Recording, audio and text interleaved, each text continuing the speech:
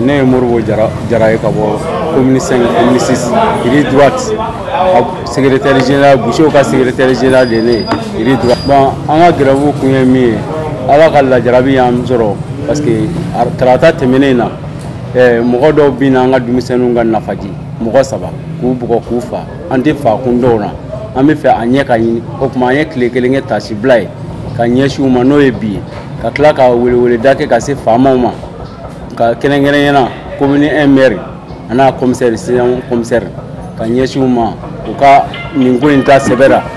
gundo min b'ara an bɛ fɛ a gundo an k'a dɔn a ka bila minɛn kɔnɔ an bɛɛ b'a lajɛ ɲɔgɔn fɛ minɛn min kɔnɔ o de welewele ka da don. Bon an ka laɲini a sabatira komi n'a fɔ a ma sabati parce que an n'u kan ka échange min kɛ ani commune maire kumana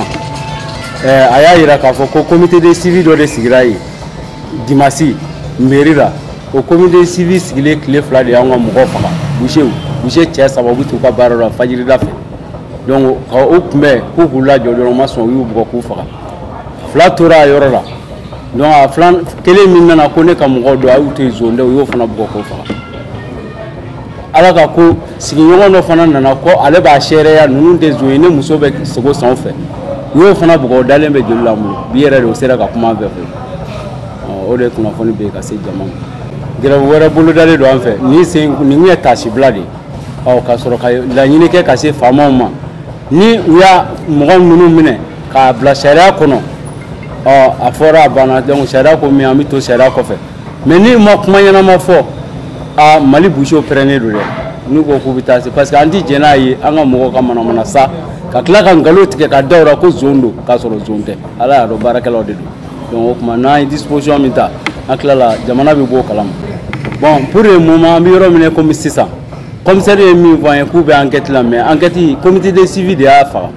u yɛrɛ y'u tɔgɔ fɔ ko Kokajɛ k'olu ye muso 2 faga ka 1 da joli la donc hali bi u ma minɛ ala an bɛ yɔrɔ min na n yɛrɛ bɛ kunnafoni min kalama hali sura u ye patrouille kɛ c'est comme muge bɔ de don ka ɲɛsin an yɛrɛ la bon an kun y'an ka denmisɛnninw sigi parce que u ka bɔ u ka munumunu mais comme an ka conseil dir'u ma n'u ye wali mɔgɔ min ye baara la an jɛɲɔgɔn min ye baara la parce que kunnafoni i mana di cogo cogo bɛɛ tɛ bɔ a kalama donc n'u ye min sɔrɔ u kana n'o ye an bɛ jɛ an bɛ sigi an bɛ kuma ka tila k'u ka sogow d'u ma bonya ni karama kɔnɔ an tilala aw yɛrɛ journaliste y'o sɛrɛ sogow dira a tigiw ma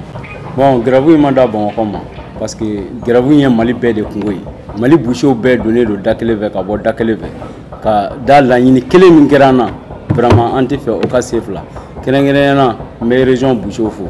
bon welewele ka da min b'an bolo ka ɲɛsin bɛɛ lajɛlen ma kɛrɛnkɛrɛnya aw presse yɛrɛ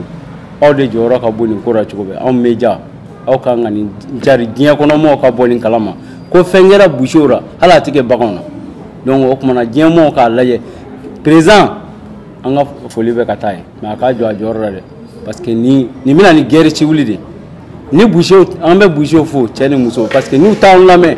vraiment an tun bɛ yɔrɔ min na an tun tɛ se o yɔrɔ la walahi wa hali sisan o disposition kelen don mais ala k'an kisi o ma parce que u b'u ka ɲɛmɔgɔw lamɛn o de wele ka da bɛ ka ɲɛsin jamanatigi ma ani premier ministre ani ministre de la sécurité ani commune maire ana commissaire donc u ka ko in ta i komi n'a fɔ u yɛrɛ ka du kɔnɔ ko don